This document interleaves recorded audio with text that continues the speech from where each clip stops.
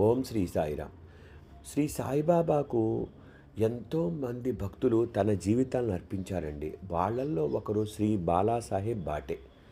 సాయినాథుని దివ్య సన్నిధిలో జీవించడం, ఆయన కరుణామృత దృష్టిని పొందడం, ఆయన చరణ సేవలో జీవనాన్ని పునీతం చేసుకోవడమే శ్రీ బాలాసాహెబ్ బాటే గారి పరమ లక్ష్యం అండి.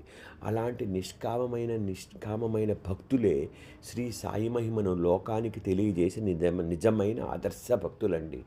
సమర్థ సద్గురు సాయిబాబా వారి దివ్య దర్బారులో దర్శనమిచ్చిన మహాపావన భక్తుల్లో ఒకరు శ్రీ బాలాసాహెబ్ బాటే.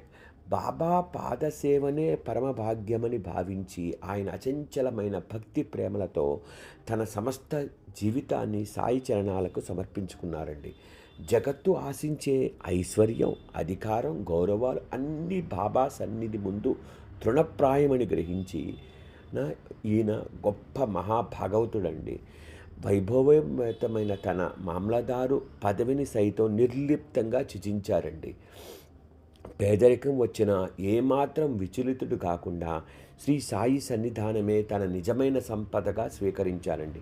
శ్రీ పాటే గారి హృదయంలో ఎన్నడూ ప్రాపంచిక కోరికలకు స్థానం లేదండి. పారమార్థిక స్థితులు పట్ల కూడా ఆయనకు ఆసక్తి లేదు. ఆయన కోరిక ఒక్కటేనండి, బాబా సన్నిధిలో గడిచే ప్రతిక్షణం. సాయిబాబా చరణాలలో సంపూర్ణ శరణాగతి చేసి శ్రీ బాలబాటే గారి జీవితం మనందరికీ స్ఫూర్తిదాయకం. భక్తి మార్గంలో నడిపించే దీపస్తంభం అండి బాలబాటే గారు. కాబట్టి బాలబాటే గారు లాగా మనం కూడా సాయి చరణాలను ఆశ్రయించాలి, సాయితోనే జీవితం గడపాలి.